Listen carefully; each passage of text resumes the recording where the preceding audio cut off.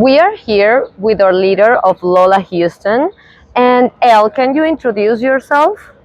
Hi there, my name is Lygia Rose, and I am the new leader of LOLA Houston, and I'm just about to start my chapter, so I'm really excited. Yeah, we're excited about you too. So, Elle, what do you think is the main issue that right now we have about feminism in the US, or at least modern day feminism? So I would boil it down to two major points.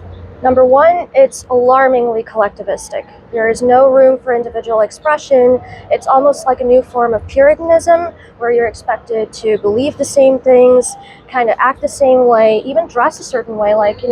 I've seen spaces where women are encouraged to, kind of hide their sexuality, hide their freedom of expression. And that's like a major problem. The second one is women have been convinced that the free market is their enemy instead of their friend, when it's actually the opposite, and economic freedom is vitally important to the emancipation of women. And that's something that a lot of American feminists are completely missing the mark on. We are here with our directors of operations. Holly, can you introduce yourself? Sure. So my name is Holly Jean Soto. I'm currently LOLA's Director of Operations. So I help oversee all of our chapter programs, communication, social media, our budget, all of it. So I enjoy working with these women who are fighting against socialist ideas all across the globe. Holly, what do you think is the biggest threat that women are facing nowadays? Yeah, that's a great question. So the biggest threat to women today is that socialist ideas are very attractive to women. So 55% of women in the US between the ages of 18 and 54, 55% of them say that they prefer to live in a socialist system over a capitalist one. This is a huge problem. And on top of that, when we look at where women fall on the political spectrum, we know where they fall. They fall on the left. So one of the huge reasons for this is that socialism is demonstrated as the economics of compassion and morality. Meanwhile, capitalism is demonstrated as the economics of greed and selfishness. So this is actually one of the things that we're trying to do at LOLA, just educate more women and help them understand why the ideas of individual liberty, limited government, and free markets are the answer. Not more government, not socialism. We are here with Justina from Poland. So Justina, can you tell us about yourself and your role in LOLA? And why do you think LOLA is important for a country like Poland? Yeah, I set up LOLA Poland chapter about 1 year ago, and it was mainly because of the fact that I felt alone in the movement, even though I had so many friends, and I felt like those ideas are so inspiring, and I felt so empowered for the first time in my life because I grew up in a very altruistic household.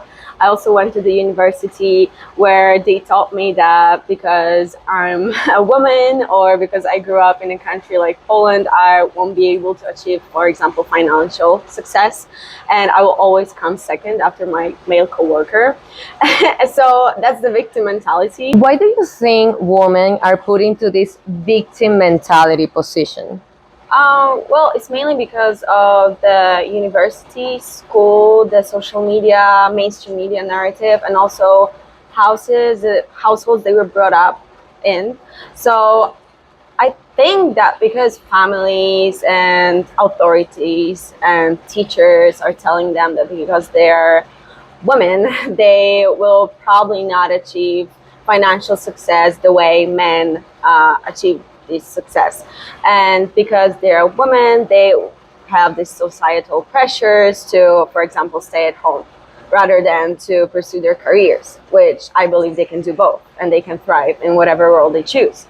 And that's why I believe that libertarian ideas, classical liberal ideas are actually empowering them not as women, but as individuals, which means, hey, I can thrive and I can do whatever I want. I can choose whatever path I want without the state intervention, without actually caring about what other people say, because I'm being empowered as an individual, and my sex, my preferences, my traits, they come second. What I believe in is that I'm being empowered by my own action and by my own unique characteristics. Do you think that immigrants care about progressive terms like Latinx, or is that like a priority for them? The priority for immigrants, especially the first generation, is to get a job, to consolidate their lives in this country, which is the land of opportunities.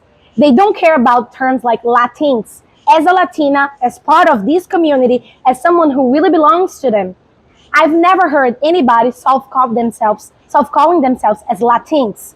This is a progressive thing. This is a liberal thing. This is a leftist thing. This is not how they consider themselves. Hi, Sanuri. Can you tell us about yourself and your LOLA chapter? For sure. So I am Senuri Jaisinghe, a co-founder for LOLA Sri Lanka.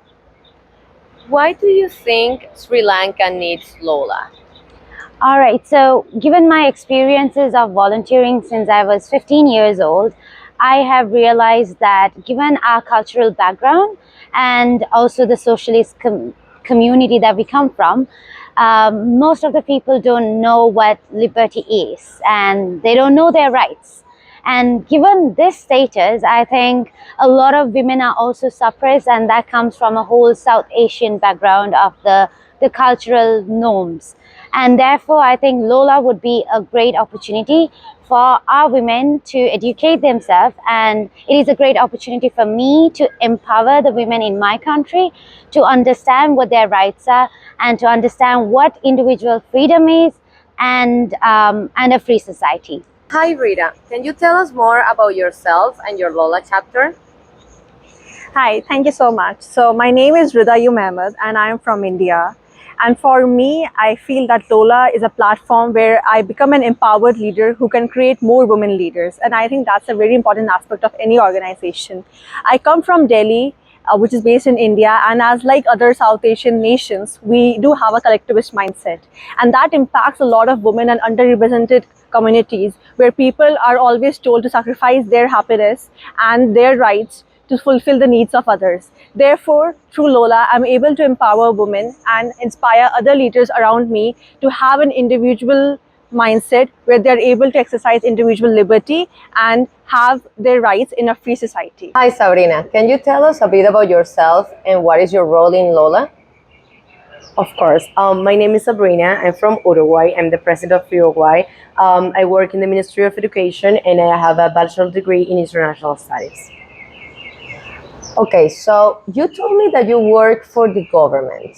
What do you think should be the role of government under a libertarian perspective? Yeah, well, that's a good question. I mean, there's a lot of libertarians like anti-government, and that's okay. But for me, I like to, when I need to answer this kind of questions, I like to go back to the roots and think, what is the definition of the government? What is the government? Why we create the government? Because the government was created by freedom people, you know? So we say, okay, we need a society, we need some rules. We are okay with that. And we create the society in order to, as Sean Locke says, fulfill all the rights that we already have, because the rights are natural to the individual. No one gives us the rights. It's not the state giving us the right of to live or to have a property or whatever. So the role of the government should just guarantee that all rights are being respected. What is the thing right now, where we're living right now, is that the big amount of states, they just get a lot of things more than they should, you know, like they have companies, like monopoly companies owned by the states, when we don't create a state in order to have money or to sell things. We just create it for guarantee some certain rights that we have. Daisy, why do you think an organization like LOLA is important for women in Nicaragua? Okay, so first we need to understand that Nicaragua is going through a dictatorship government, so we don't have a lot of opportunities to be free in any sense, right? We are really, really controlled by the government, and I think that this organization as LOLA that provides women these resources about liberty are important, because at the end, these are the things that we don't have in LOLA Nicaragua. So Justina, leading the chapter in Poland, why do you think the mission of LOLA will be important for Eastern Europe? Well, it is important because these countries have actually suffered and lived through communism, and some of them are still living in some hardcore socialist regimes. So on a positive note, I think people there are actually very aware of dangers of communism, for example. So when they hear government intervention or state controlled whatever, they're alarmed and they're not being positive about it. Although I feel we still have some work to do in showing Eastern Europeans, Central Europeans that capitalism is in fact a silver lining for breaking through these past narratives that, for example, our parents or grandparents were taught by the society back then and the government back then.